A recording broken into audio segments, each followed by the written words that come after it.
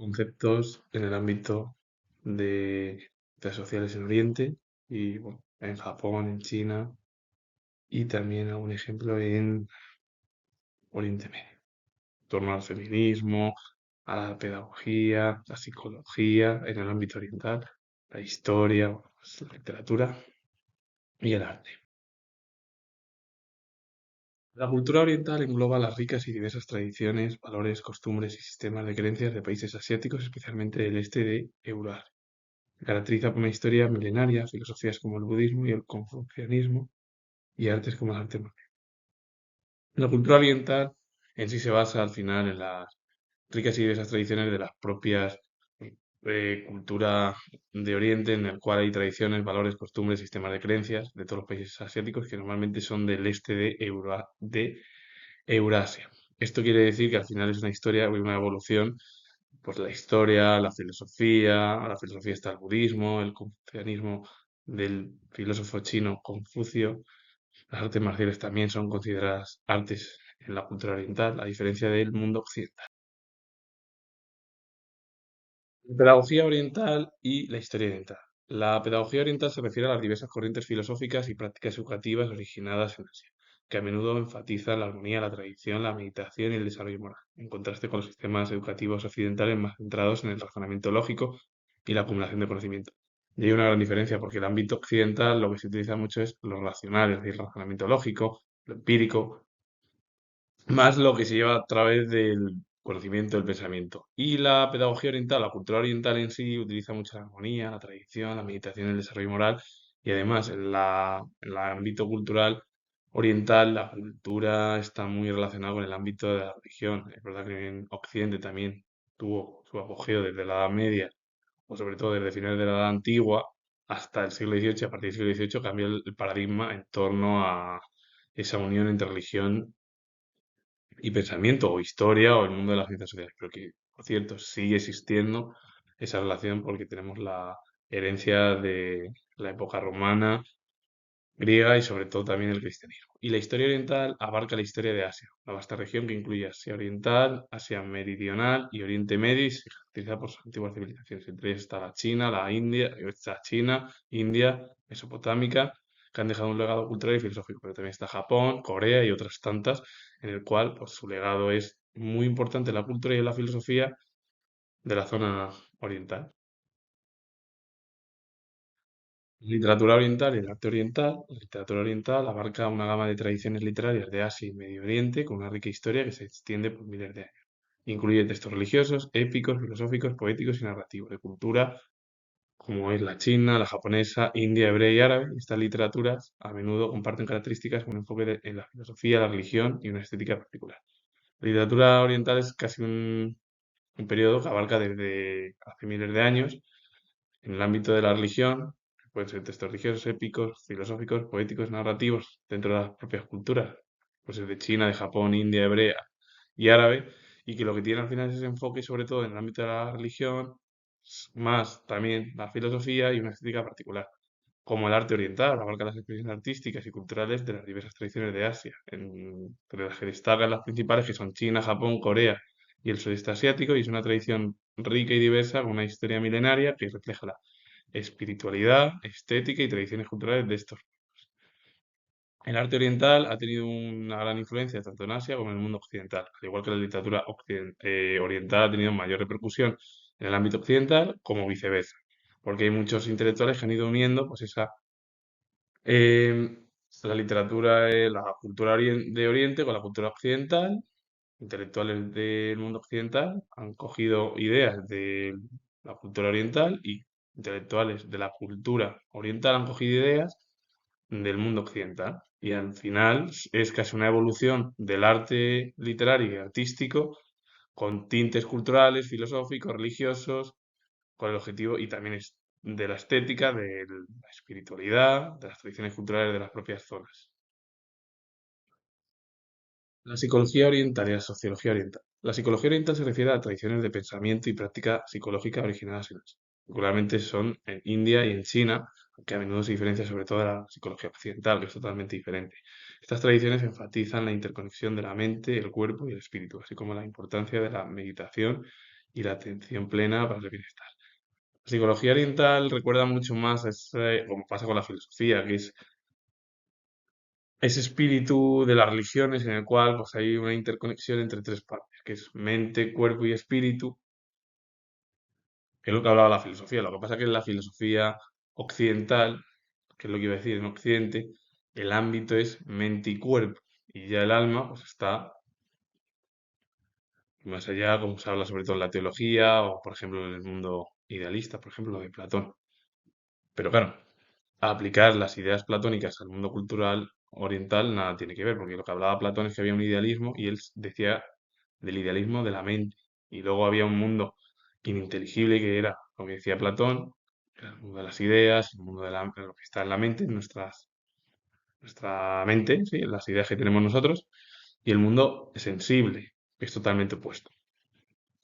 Entonces, la psicología oriental al final lo que te recoge es mucho el ámbito científico, sí, lo racional, pero siempre con esos tintes muy religiosos, muy de espíritu, muy de mente. Y la psicología occidental es más al estilo em, mente y cuerpo, y sobre todo más es el estudio de la mente. La sociología oriental no es un campo de estudio claramente definido como la sociología de Medio Oriente o la sociología japonesa, por ejemplo. Pero sin embargo, el término puede referirse al estudio de las sociedades y culturas del este asiático, China, Japón, Corea, etcétera, o el estudio de las tradiciones filosóficas y su influencia en la sociedad. La sociología oriental no es una materia así muy eh, con una definición claramente, no. Es más un estudio dentro del ámbito de la filosofía y la influencia que tiene en la sociedad oriental. La sociología japonesa y la filosofía japonesa se caracteriza por un fuerte enfoque en la colectividad y la armonía social, donde el individuo se ve a sí mismo y a los demás como parte de un grupo.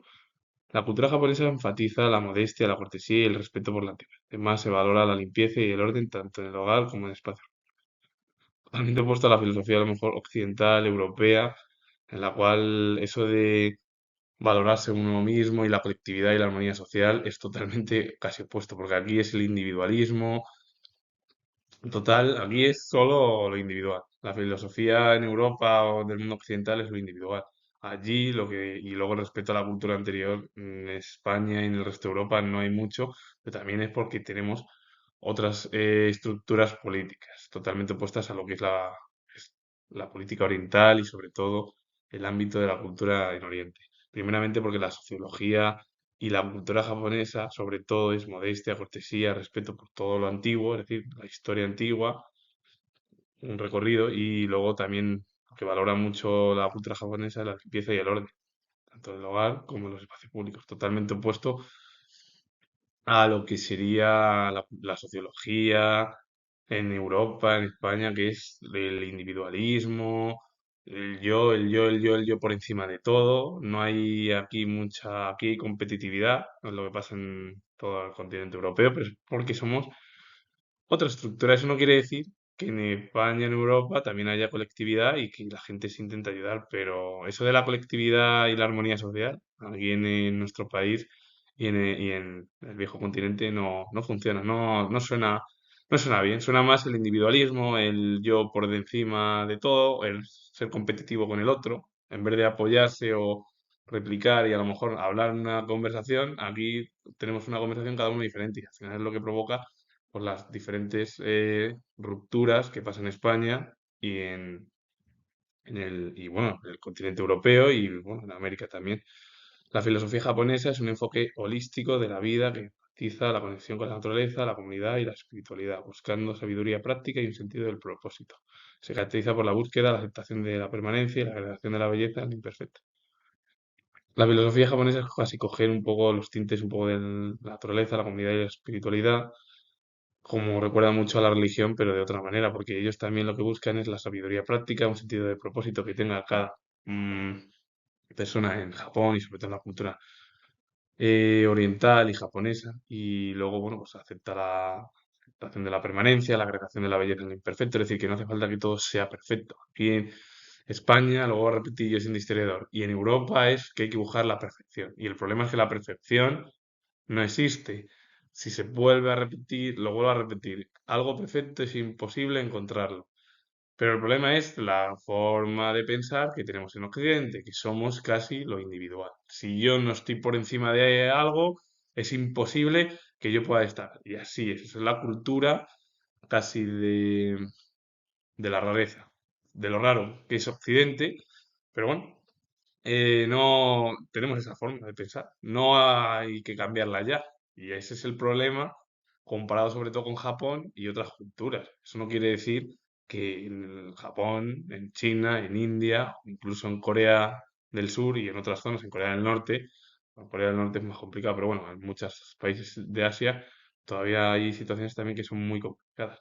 Y a veces hay formas del mundo oriental que las han transmitido por parte de Estados Unidos y Gran Bretaña y Francia, que hoy en día, bueno, pues que están muy apegadas a lo que sería Europa. Pero bueno, la cultura en sí, la sociología y la filosofía japonesa es casi da un sentido un poco de armonía entre la naturaleza y el ser humano. Y en Occidente la sociología sería más centrarse en cómo nos comportamos, el estudio, la filosofía al final occidental es un poco más estructural pues eso, se utiliza lo racional, lo empírico, el racionalismo, el empirismo, el individualismo, eh, el modernismo, el posmodernismo, o conceptos que surgieron desde ya allá por la antigua Grecia y la antigua Roma hasta la actualidad. La pedagogía japonesa se caracteriza por un enfoque integral y holístico que busca no solo la excelencia académica, sino también el desarrollo de valores y la formación de ciudadanos responsables y respetuosos. El sistema educativo japonés, desde primaria hasta secundaria, se estructura para garantizar una educación de alta calidad y accesible para todos, con un fuerte énfasis en la disciplina, el trabajo duro y la continuidad del aprendizaje, totalmente opuesto a lo que es en la cultura, la pedagogía occidental y europea.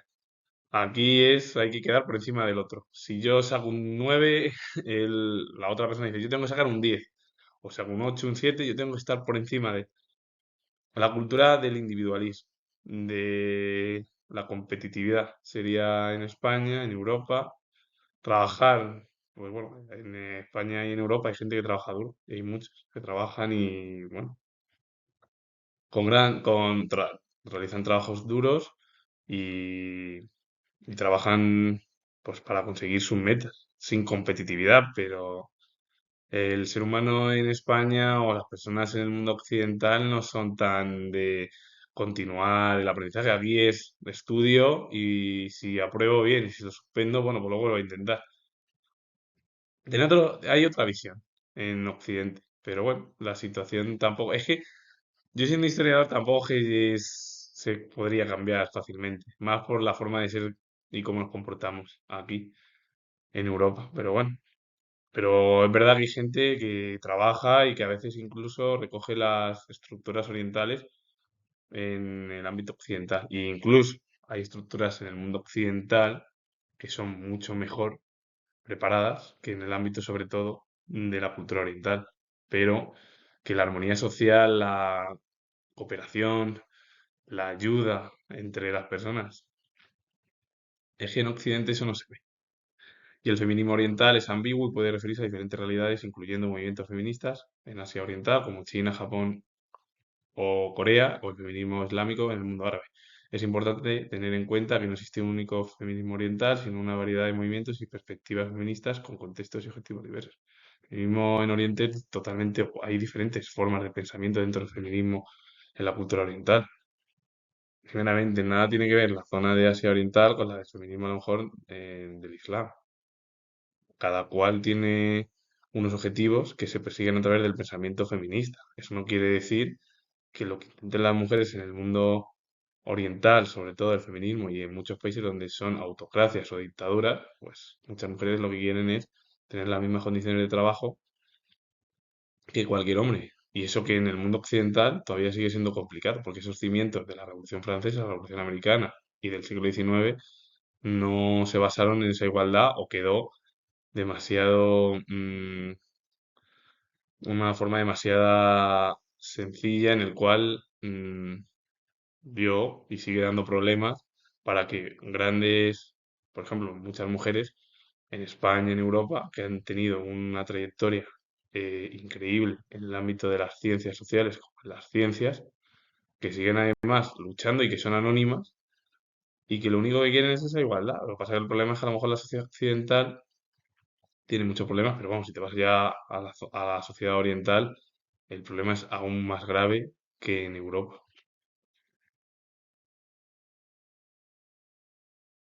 Como he definido el término feminismo, voy a poner varios ejemplos, pues, por ejemplo, en China, en Japón y también en el feminismo islámico. El feminismo chino, con raíces en el siglo XX, ha evolucionado en diálogo con las ideas occidentales y también está estrechamente vinculado al socialismo y las cuestiones de clase.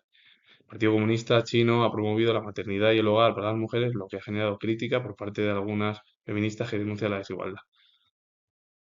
El comunismo feminista o dentro del ámbito de la Unión Soviética lo que se da es pues, esa relación en el cual todo está relacionado con el mundo occidental, pero claro, el feminismo en China, como existe el Partido Comunista, pues se lleva a cabo al socialismo y a la cuestión de clase. Como el, el capitalismo es el problema grave, que es lo que deja en evidencia que las mujeres no puedan tener la facilidad, pues el capitalismo es malo, la poesía es mala, pues pasa con el comunismo que se habló así desde 1922 y que era más o menos lo que sí surgió pues en el siglo XIX con el socialismo y el anarquismo y el comunismo en su momento. Pero claro, el problema es que el Partido Comunista lo que promueve es la maternidad, el hogar, es decir, es como que la mujer se quede en casa y que el hombre trabaje.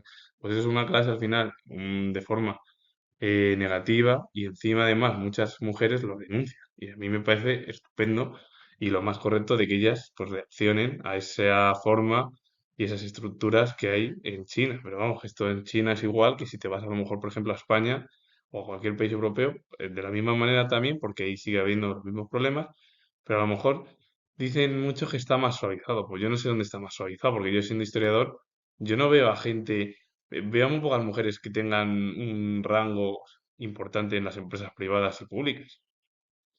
Y eso que ha habido, por ejemplo, a lo mejor en el ámbito de la política ha habido grandes mujeres y sigue habiendo en el ámbito, bueno, de la política y en otros ámbitos. Pero bueno, la situación es que tampoco es muy positiva para las mujeres, tanto en el mundo occidental como en muchos países de Oriente.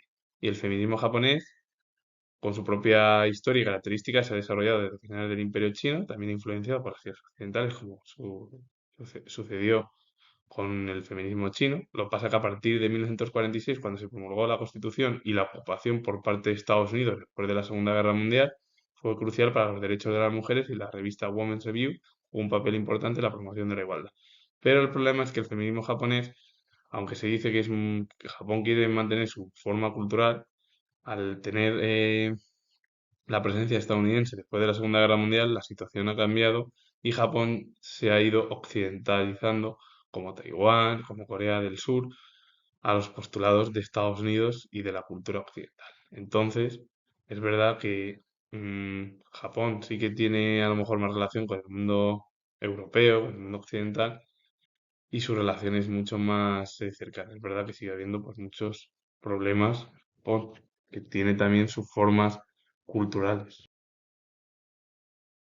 El feminismo islámico es un movimiento que busca la igualdad de género dentro del marco del Islam, reinterpretando los textos religiosos para apoyar la justicia y la equidad para las mujeres.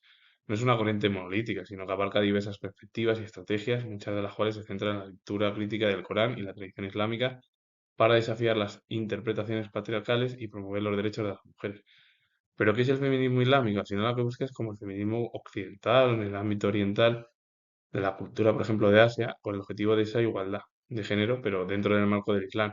Todavía, además, hay que entender que se reinterpretan textos religiosos para apoyar la justicia y la equidad de las mujeres o para las mujeres, pero no es una corriente monolítica, ¿no? Porque hay diversas. Porque claro, el problema es que el feminismo islámico se centra en el ámbito del Corán, con esas ideas, y la tradición islámica para ir contra o desafiando las interpretaciones patriarcales y promover los derechos de las mujeres. ¿Qué es un feminismo religioso? Sí, pero el problema es que ellas quieren también tener pues, su propia libertad, su propia igualdad con respecto a cualquier hombre. Y por ejemplo, ¿qué es el Corán? Es el libro sagrado del Islam en el que representa la palabra de Dios revelada por Mahoma, quien se considera que recibió estas revelaciones por medio del arcángel Gabriel, que es como el enviado de Dios, del Dios musulmán, hacia Mahoma y Mahoma las transmitió en el ámbito del Corán, como pasa con la Biblia o con otras formas religiosas. Pero viendo además los problemas que hay en el mundo islámico en torno a las mujeres, sobre todo en China, Japón menos, lo comento así, más porque en China hay una dictadura y yo veo muy pocas mujeres en el ámbito político y en el ámbito de las empresas eh, del mundo chino.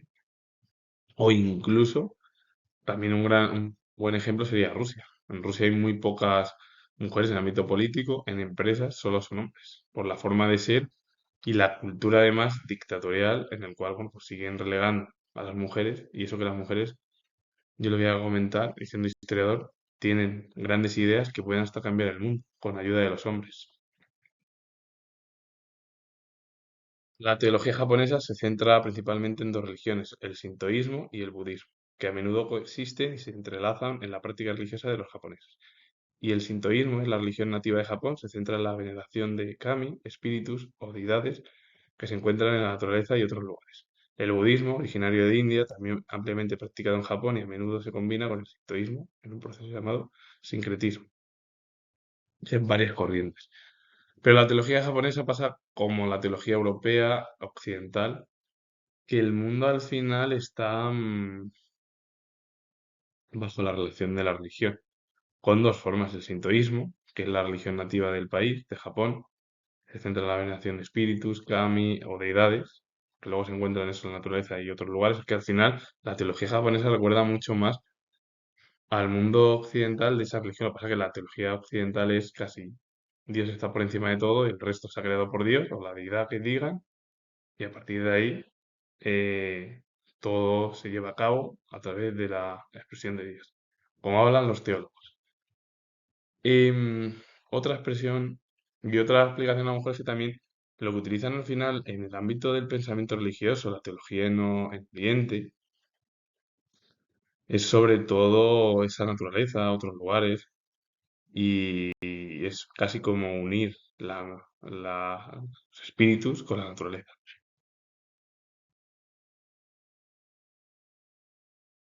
El arte japonés y la literatura japonesa. El arte japonés abarca una amplia gama de expresiones, desde la pintura y la caligrafía hasta la cerámica, el arte y las artes florales. Se caracteriza por una profunda conexión con la naturaleza, la búsqueda de la simplicidad y la armonía y la influencia del budismo. Al final el arte japonés lo que intenta es abarca pues todo tipo de arte artístico, pintura, caligrafía, cerámica, artes florales, pero que siempre tiene esa conexión con la naturaleza, que lo que busca es la simplicidad, la armonía, la influencia del budismo. El arte europeo es totalmente opuesto y el arte europeo es mirar más pues, el individualismo. Es verdad que hay también formas de arte con la naturaleza en Occidente. La literatura japonesa es rica y diversa, con una larga historia que abarca desde la antigüedad hasta la época contemporánea.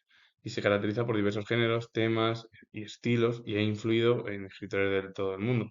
Entre ellos, por ejemplo, el Murasaki Shikubi, una escritora japonesa de la Edad Media, Natsume Soseki, Yukio Mishima